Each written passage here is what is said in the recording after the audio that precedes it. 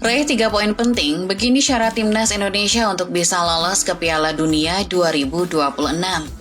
Di luar dugaan, ranking FIFA timnas Indonesia melesat tajam. Aksi gila Rizky Ridho dan tifo megah Grande disorot media asing. Ngamuk ke supporter Indonesia, pelatih Bahrain kena karma. Here we go, akhirnya tren Alexander Arnold ke Real Madrid. Hai football lovers, bagaimana kabar kalian? Pasti bahagia dong Indonesia menang, iya kan? Kabar pertama datang dari Argentina yang berhasil lolos ke Piala Dunia 2026 setelah mengalahkan Brasil 4-1. Gol dari Julian Alvarez, Enzo Fernandez, Alexis McAllister, dan Giuliano Simeone membuat La Albi Celeste menduduki peringkat pertama kualifikasi zona CONMEBOL dengan koleksi 31 poin. Beralih ke hasil dari babak ketiga kualifikasi Piala Dunia 2026 zona Asia. Bermain di markas sendiri, Jepang hanya bermain sari tanpa gol melawan Arab Saudi. Meski hanya 1 poin, Samurai Biru tetap kokoh di puncak klasemen grup C dengan 20 poin. Sementara bagi The Green Falcons, raihan 1 poin ini amatlah penting karena membuat mereka ada di peringkat ketiga dengan 10 poin. Sementara itu di laga lain, Australia berhasil bertahan di peringkat 2 grup C dengan 13 poin setelah mengalahkan tuan rumah Cina 2-0. 2 gol The Socceroos di laga ini diciptakan oleh Jackson Irvine dan Nissan Velubile.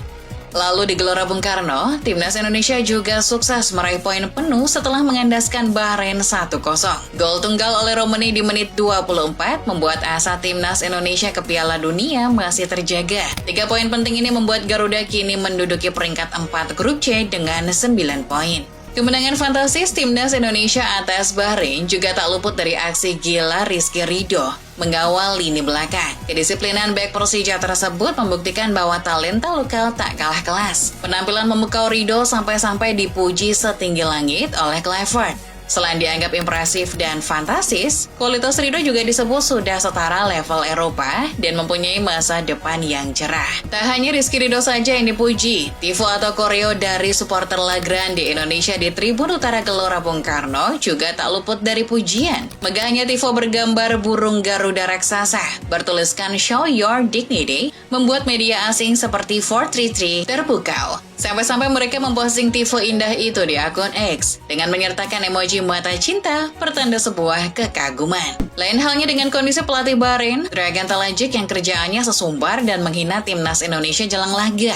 Pasca laga berlangsung, ia kembali berulah dengan menyemprot supporter Indonesia yang dianggapnya tidak menghargai lagu kebangsaan Bahrain. Talajik mengaku kesal dan geram atas sikap fans Garuda.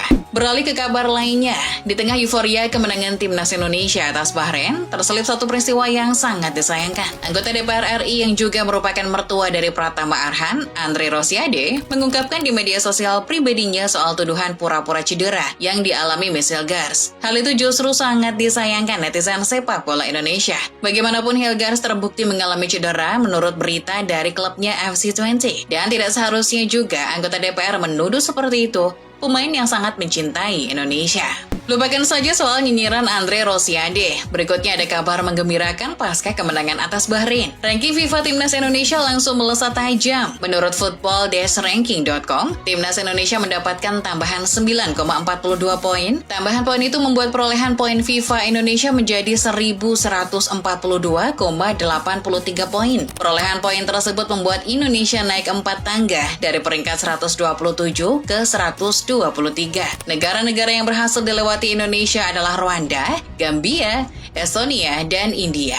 Tak hanya soal ranking saja, kemenangan penting atas Bahrain ini juga semakin membuka asa timnas Indonesia lolos ke Piala Dunia 2026.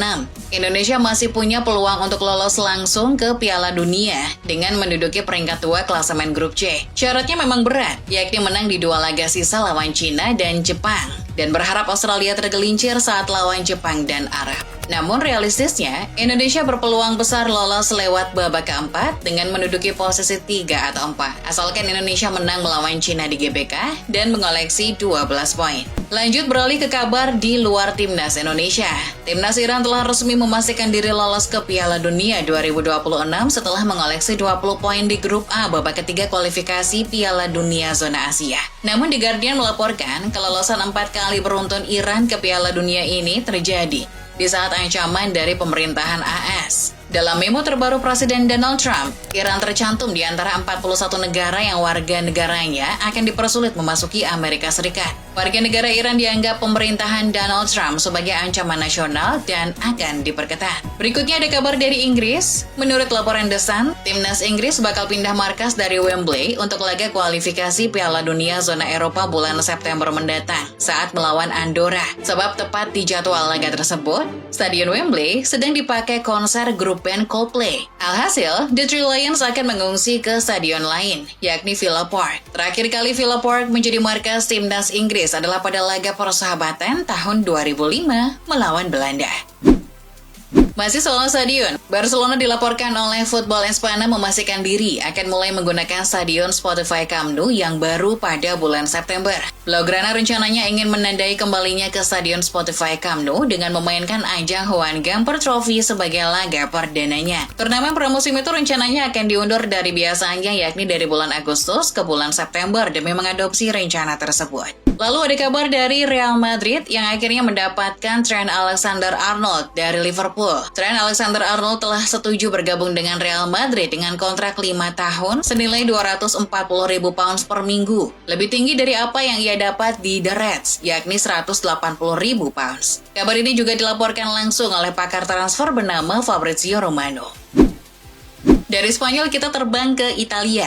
Menurut laporan Football Italia, Napoli secara mengejutkan telah membidik bek sayap asal Jepang yang bermain untuk Southampton, Yukinari Sugawara. Sugawara diincar Antonio Conte sebagai pesaing Giovanni Di Lorenzo. Diskusi dengan agen pemain 24 tahun tersebut kini sedang berlangsung. Potensi bergabungnya Sugawara ke partai Nope besar karena The Saints hampir pasti akan terdegradasi dari Liga Inggris musim depan.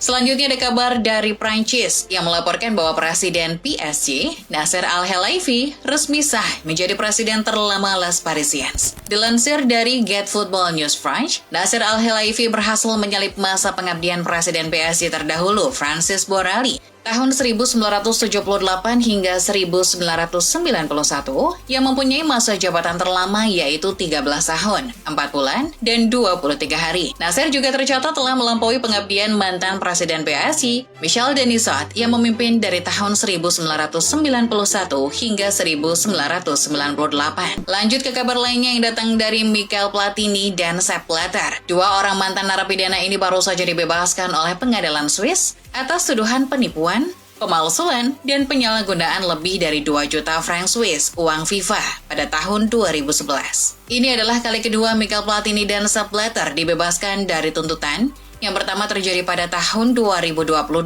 oleh Kejaksaan Agung Swiss soal pembayaran Blatter kepada Platini untuk pekerjaan konsultasi di FIFA dan UEFA. Menurut laporan Give Me Sport, bek sayap MU Patrick Dorgu telah berganti nama.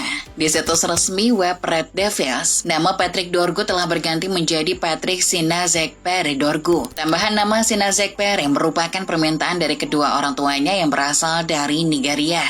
Nama tambahan tersebut menurut orang tuanya adalah sebuah warisan keluarga dan juga agamanya. Di Nigeria, Sinazekpere adalah bahasa Igbo yang jika diartikan menjadi Tuhan menjawab doa. Masih kabar dari MU, The Guardian melaporkan bahwa pada hari Sabtu 29 Maret, kelompok fans MU, The 1958, dan fans klub divisi 7 Inggris FC United of Manchester akan bekerja sama menggelar aksi demo besar-besaran. Aksi demo besar kali ini diberi judul United Day. Sasaran utama dari demo ini adalah perlawanan terhadap kepemilikan klub oleh keluarga Glazer. Aksi demo itu rencananya akan berlangsung sebelum dan sesudah laga kandang FC United of Manchester melawan Stockton di Divisi 7. Lain halnya apa yang akan terjadi di kota Newcastle. Menurut laporan Mirror, pada Sabtu 29 Maret, Newcastle United akan mengadakan parade perayaan trofi Carabao Cup dengan bus terbuka. Parade tersebut akan dimulai dari kawasan Stadion St. James Park dan finish di Town Moor, tempat berlangsungnya acara perayaan. Parade bus terbuka tersebut sudah mendapat restu dari Dewan Kota Newcastle dan Kepolisian Northumbria. Dengan parade bus terbuka tersebut, harapannya seluruh skuad The Magpies bisa menyapa fans dan mengucapkan terima kasih atas dukungannya. Sementara itu kabar lainnya datang dari London, di mana Chelsea telah resmi mendapat lawan baru di Piala Dunia Antar Klub 2025 nanti. Mengingat lawan mereka sebelumnya yakni klub asal Meksiko, Leon, telah didiskualifikasi FIFA.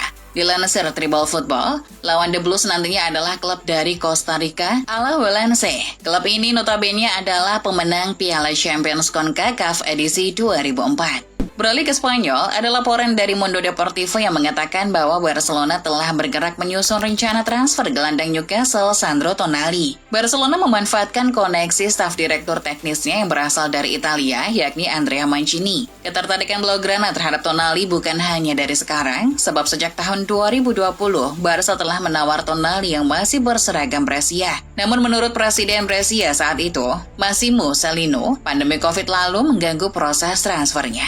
Dari Spanyol kita terbang ke Italia. Tersiar kabar bahwa Lega Serie A akan mulai menguji coba penerapan pengumuman proses VAR di stadion. Dilansir dari ESPN, Badan Pengurus Lega Serie A akan mulai menerapkan teknologi tersebut mulai pada laga semifinal Coppa Italia yang akan dihelat pada awal bulan April.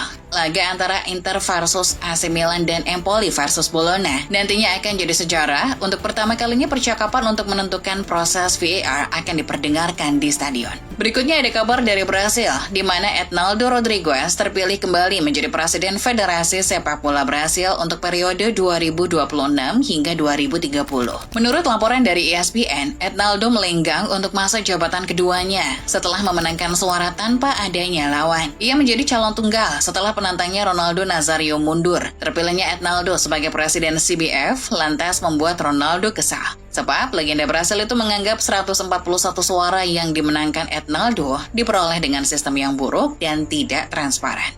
Lanjut ke kabar lainnya dari Belanda soal perkembangan cedera Miss Hilgers. FC Twente dilaporkan telah mengumpulkan tim spesialis di sekelilingnya untuk mempercepat fase penyembuhan cederanya.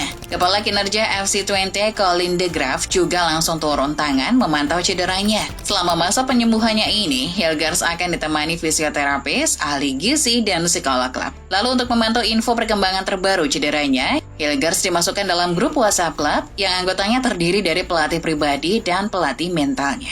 Lalu dari tanah air, tersiar kabar dari TV One News bahwa mantan pelatih timnas Garuda Sintayong yang dilaporkan tengah bernegosiasi dengan Persebaya Surabaya untuk menggantikan Paul Monster di musim depan. Meski pihak manajemen Bajul Ijo membenarkan sedang mencari pelatih baru untuk musim depan, namun mereka membantah adanya negosiasi dengan STY maupun perwakilannya. Manajemen Persebaya mengaku sama sekali belum bernegosiasi dengan pelatih manapun, karena masih akan fokus menyelesaikan musim Liga 1. Kabar berikutnya datang dari penjualan jersey Timnas Indonesia produksi Erspo yang makin lama makin laris terjual. Namun, kalau menurut CEO Erspo, Muhammad Sadat, ternyata ada 2 jersey dengan nameset terlaris selama ini. Yang pertama adalah nameset JIZES dan yang kedua Calvin Verdong. Untuk nameset JIZES, menurut Sadat sudah laris sejak desain yang pertama. Namun kalau untuk nameset Calvin Verdong, baru di jersey desain yang terbaru ini.